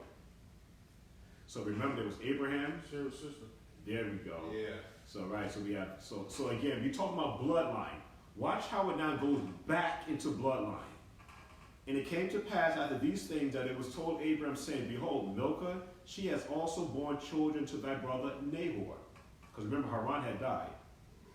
Huz was his firstborn, and Buz his brother, and Kemuel the father of Abram, and Kasad, and Hazo, I had to do it, I said it, because it's sad, so I wanted to, get a little piece of the pie here. And Hazo, and Padash, and Jidlaph, and Bethul. The word Bethul means, anybody know? House of Elohim. The house of Elohim begot who? It's right there, verse 23. Rebecca. Okay, so the house of El, because the definition of names are very important. So the house of El begot Rebecca. These 8 Milcah did bear to Nahor, Abraham's brother, and his concubine, whose name was Reumah, she bare also Tabah and Jaham and Thahash and Makkah. So we have here now, within the next Torah portion, where Rebecca is going to be extremely important because she now takes on the queenship role after Sarah. Okay? We talked about it last week, where now the consummation, okay, of this queenship status is that when Sarah dies, it's said that Isaac took Rebecca to his mother's tent, and they consummated the marriage. Very, very interesting. Okay, and we'll talk about that the next time we meet. Just because that's today's lesson, and I pray that everybody was able to get the point. I'm just trying to stress there is no I in marriage. It does not exist. The two must come together and be one flesh, echad. Okay, my Isha, nobody Isha can be doing something on the side and still say, hey, I'm in Torah. Doesn't work like that. The man can't be doing something, I can't be doing something on the slide, come in here on Tuesdays and Saturdays, and then next week you see me, hey, I thought I saw Kasad's car up there at the strip club. We can't do that. So it can't be any of that. We have to make sure that we come front and center, face to face with the Father in this relationship. All right. Are there any questions? Anybody wanted to add anything? I'm willing to listen. Anybody want to share anything? I just want to say that I really did enjoy this lesson. Hallelujah. I wish you started coming on Because Tuesday because it is being evening. because how can I say, with me and my wife having a child, those are some of the things I think about all the time. Like, now that you're having a child, what's the next step for you? Yeah. How are you going to increase your walk with Yahuwah? Yeah. Because now you really need to. If it wasn't game time for me before, it's definitely game time now. You know what I'm saying? Yeah. Because I sit and think about, okay, if I could have known some of the things that I wish I would have known when I was younger, I think I would have been a way different type of person. Right. So I think about that type of stuff now, on how I want to prepare myself, not only as a man of Yah, but also as an example to my family. You know what I'm saying? Right. Because,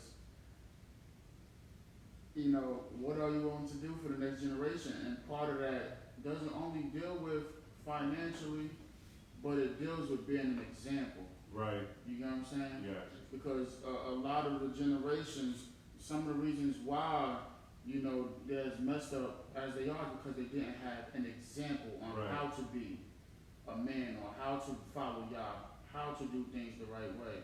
You know what I'm saying? So I felt this was great. Yeah, absolutely. Your relationship is so important is because you're Israelites. You know who you are. Mm-hmm. The baby that your Isha is carrying, all right, is a set apart baby. So you're in a very big position about right now. Because every single thing that you do and say is going to affect your Isha. Mm-hmm. And so she's in a different light now. She's carrying a the father's seed. This is your next generation. So it's not about you. Your job is to make sure, and this is all of us. But I'm just trying to share here now is that when the Father gives you something, what now you have to do in return. The Father woke you up this morning for a very special reason, all of us. But your situation is unique. The way that you think about your Esau, the way that you think about your Ish is going to be very, very important because right now you're in the process of programming. You're programming. The baby's eating everything that you eat. Every vibration, any type of energy that's in your surrounding, the baby is picking up. That umbilical cord is so important.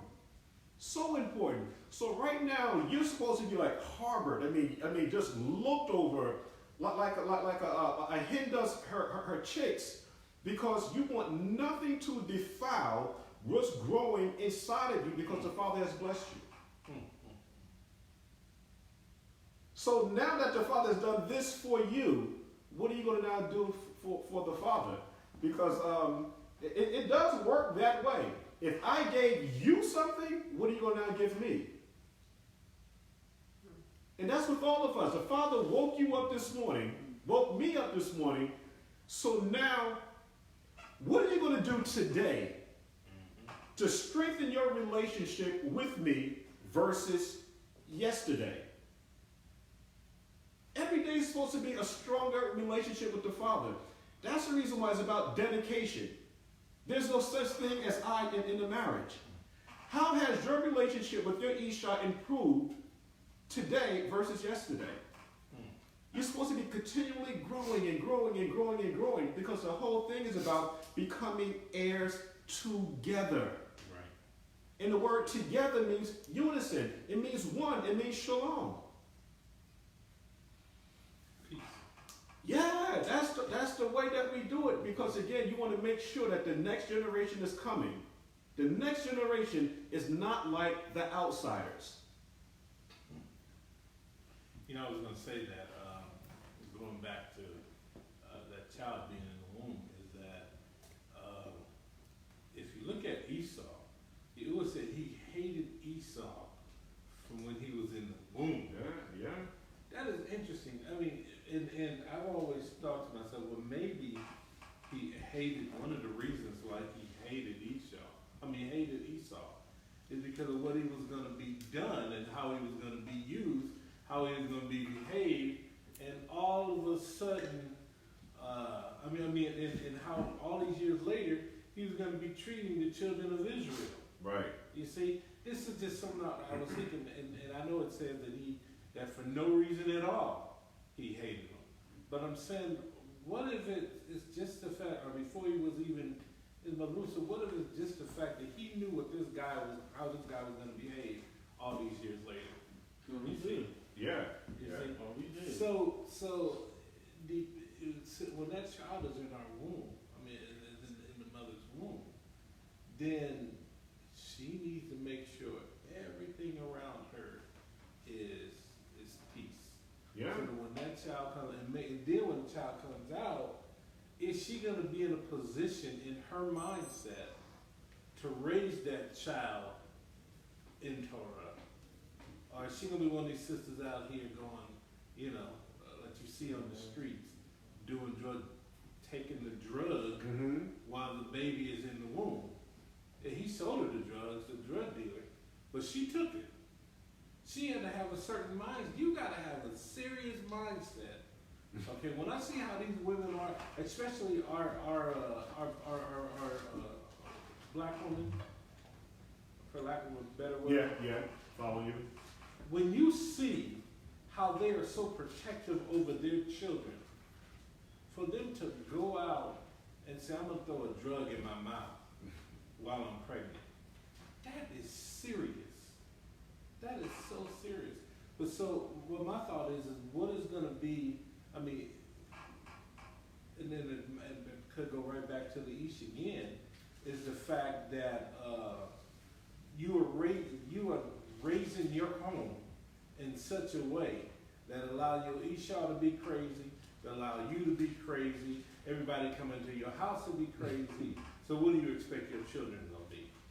And these are the people who you're going to call Israelite and then release out into the world to be able to lead and guide other Israelites, other children. You see?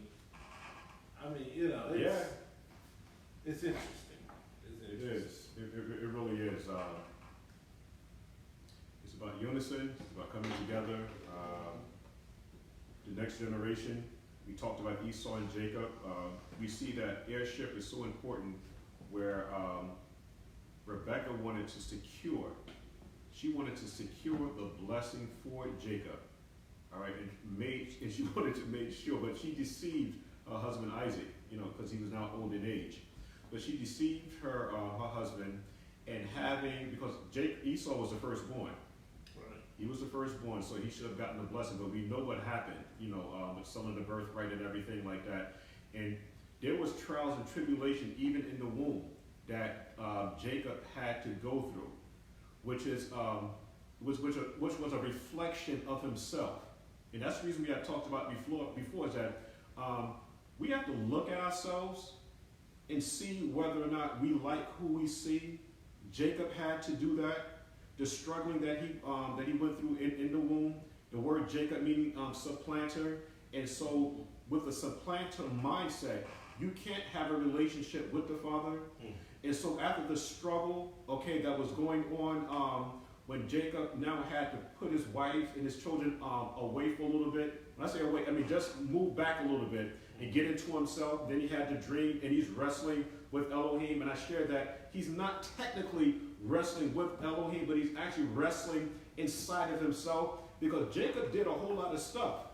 And once he was able to now come to the reality, and he had to let everything go and submit to the Father, and that's when now his name was changed from Jacob to Israel.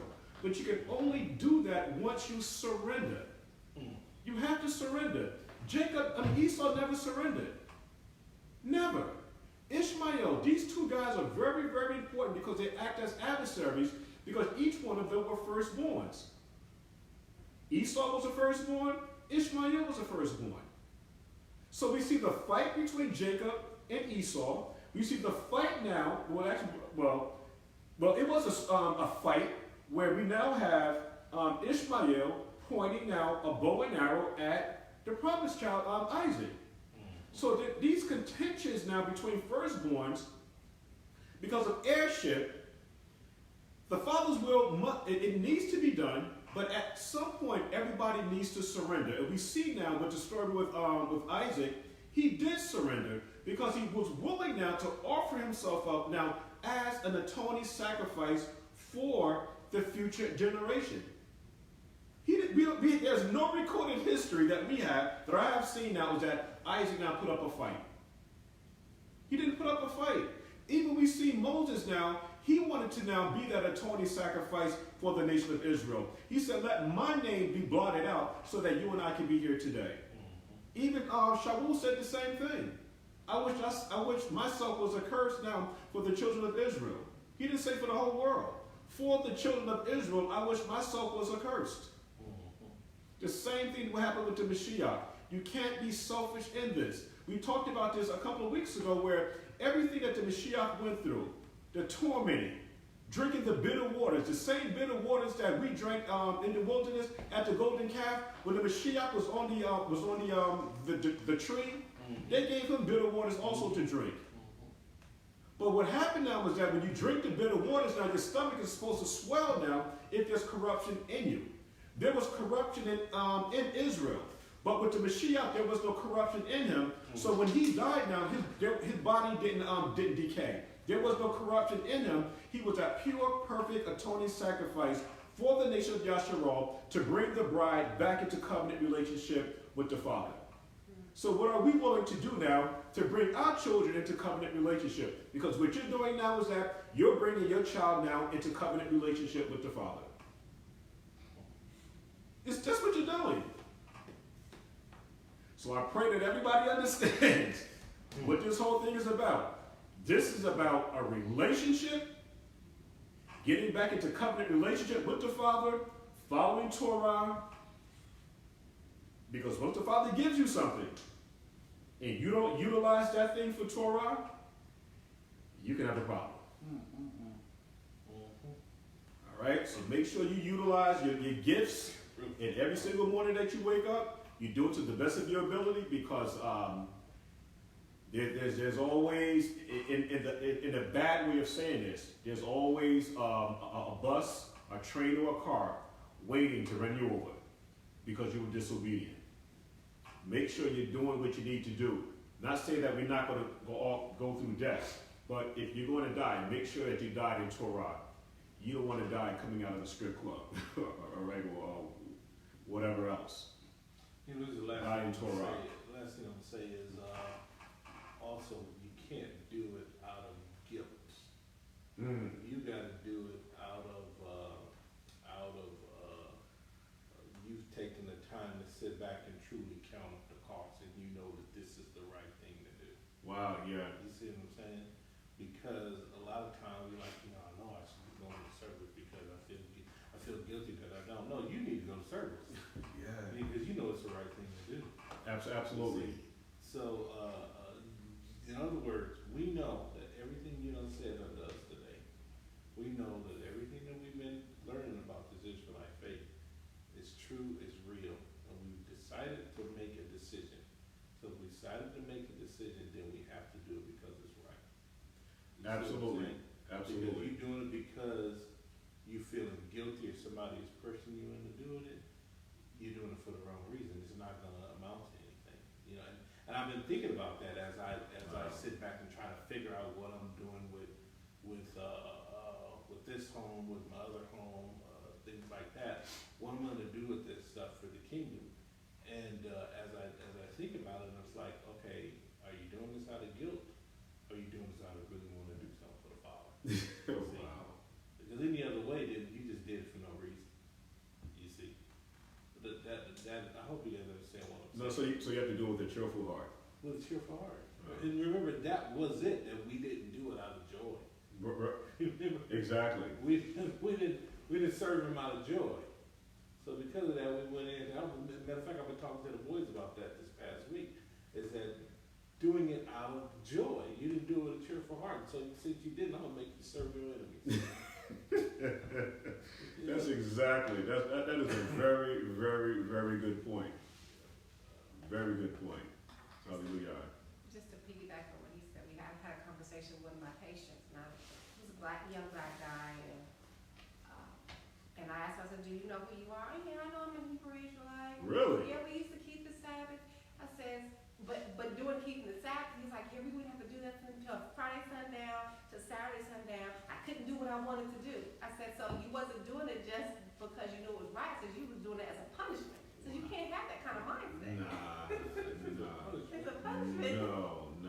Right. I can't do this. I gotta wait till sundown tomorrow before I can do anything that I really want to do. See. Yeah, that's it. Sometimes it feels that way.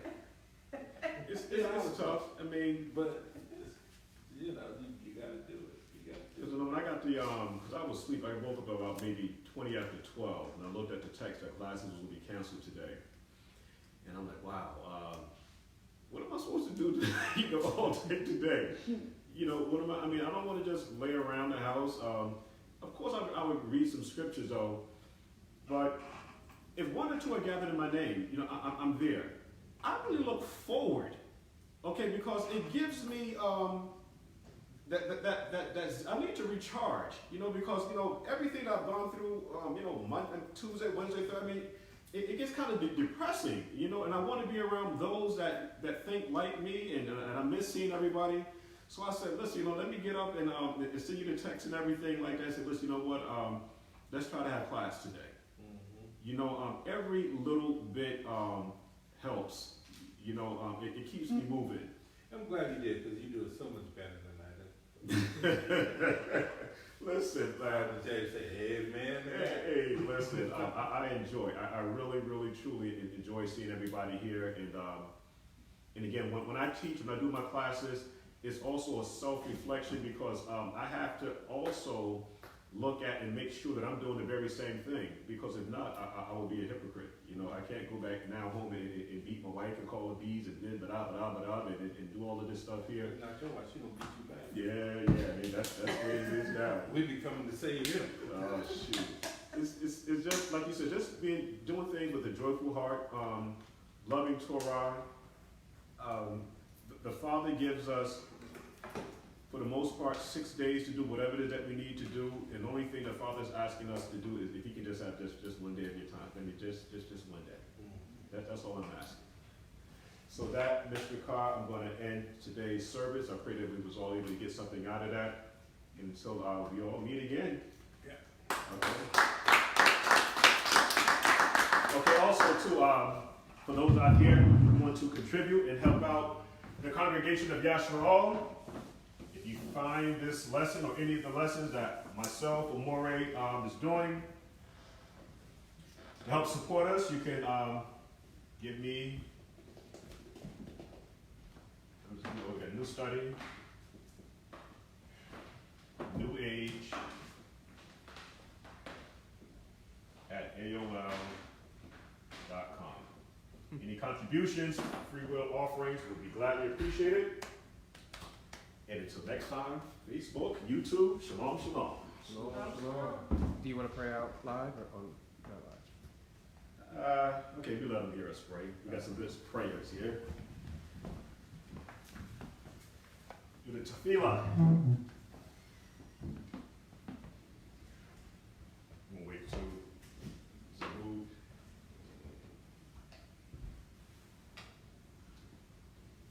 The family that prays together stays together. Yes, indeed. Yes, indeed. We have, we're going to be doing our late Shavuot. I think that's on, when do we have it? The 28th. The 28th. So that's on next Sunday, okay. I got off, I'm so happy. Okay, hallelujah. So, we'll make that happen. Okay, what we'll do, the brothers here in spirit, all right? Okay.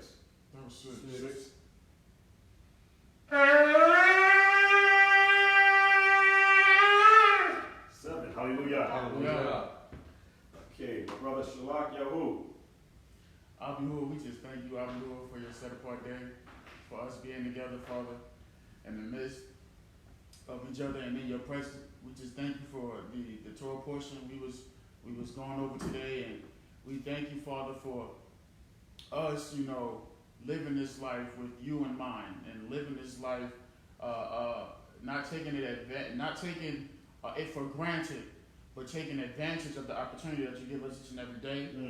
And Father, I just thank you for sparing us and loving us, and for your favor, for your mercy, for your kindness that you have showed each and every one of us on a daily basis, giving us the opportunity to yet again, Father, do things the way you wanted us to do them, restoring us and giving us the opportunity, Father, to live out our repentance, Father.